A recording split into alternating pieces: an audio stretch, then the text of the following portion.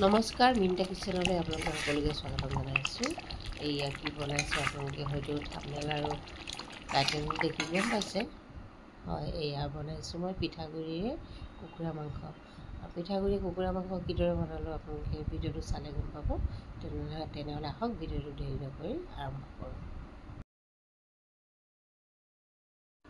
প্ৰথমে এয়া কেৰাহীত তেল দিলোঁ মই আৰু মিডিয়াম চাইজৰ এটা পিঁয়াজ দিছোঁ আৰু পিঁয়াজখিনি ৰঙচুৱা হোৱালৈকে ভাজি ল'ম। আৰু আপোনালোকে কুকুৰা মাংসৰ লগত পিঠাগুড়ি খাই পাইছেনে? যদি নাই খোৱা বনাই খাই চাবচোন, খুব ভাল লাগে। আৰু এতিয়া আদা নহৰু ইয়াত থেতেলিয়াই দিছোঁ। আদা নহৰুখিনি পেষ্ট বনাব নালাগে, মিহি কৰিলে এইখন তৰকাৰীত ভাল নালাগে। এই ধৰণে মই দিয়াৰ নিচিনাকৈ মানে খুন্দি ল'ব, থেতেলিয়াই ল'ব।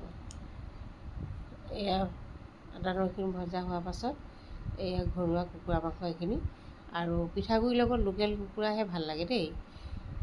আৰু মই ছালৰ সৈতে আছে, আপোনালোকে যদি ছালৰ সৈতে নাথাকে তেনেকৈও বনাব পাৰিব। ছাল থাকিলে কিন্তু বেছি সোৱাদ হয় এইখন তৰকাৰী। আৰু এতিয়া এইখিনি ভালদৰে মিলাই লৈছোঁ। মিলাই লোৱাৰ পাছত এয়া মই নিমখ হালধি দিলোঁ, কিন্তু ভিডিঅ'টো পজে হৈ থাকিল। পাছতে দেখা পাইছোঁ ভিডিঅ'টো দেখোন অনে হোৱা নাই। মোৰ প্ৰায় তেনেকুৱাই হয়। এয়া মই হালধি নিমখ দিয়াৰ পাছত এইখিনি মিলাই লৈ এতিয়া এইখিনি ঢাকি ৰাখি কম জুইত মানে মিডিয়াম জুইত ঢাকি ৰাখি এই ধৰণে ভাজি থাকিব। যিহেতু মাংসৰ পৰা তেল ওলাব। এয়া চাওক, এয়া মই এতিয়া কেঁচা জলকীয়া দিছোঁ, 4টা ফালি ফালি দিছোঁ। জলকীয়াটো আপোনালোকৰ নিজৰ সোৱাদ অনুযায়ী দিব। আৰু এইখিনি আকৌ পুনৰ ঢাকি ৰাখিম। এয়া চাওক, ভাজি ভাজি কিমান তেল ওলাইছে। যিহেতু কুকুৰা মাংসখিনি কুকুৰাটো মানে ডাঙৰ আছিলে, গতিকে তেল আছে। ইয়াৰ আধা মাংস আৰু আছেই বাৰু, মই আধাহে বনাইছোঁ ইয়াৰ। এয়া চাওক কি ধুনীয়াকৈ তেল ওলাইছে। মই কিমান মিঠাতেল দিছিলোঁ আপোনালোকে হয়তো গম পাইছে। এইখিনি এতিয়া ভজা হৈ গ'ল আৰু বেছি ভাজি থাকিলে মানে মাংসটো টাইট হৈ যাব, লগতে পিঁয়াজ আদা নহৰু এইখিনি জ্বলি যাব। গতিকে এতিয়া পানী যোগ কৰি দিছোঁ মই। এতিয়া আৰু পানী দিয়াৰ পাছত সিজাই থাকিলে হ'ল। মাংসখিনি কিন্তু অলপ সিজাব লাগিব দেই। আৰু এয়া মাংস মোৰ 90% সিজি গ'ল। এতিয়া ইয়াতে মই পিঠাগুড়িখিনি দিম। পিঠাগুড়িখিনি আপোনালোকে পানীত গুলি ল'ব দেই, আৰু দিয়াৰ লগে লগে লৰাই দিব, নহ'লে গোট মাৰিব।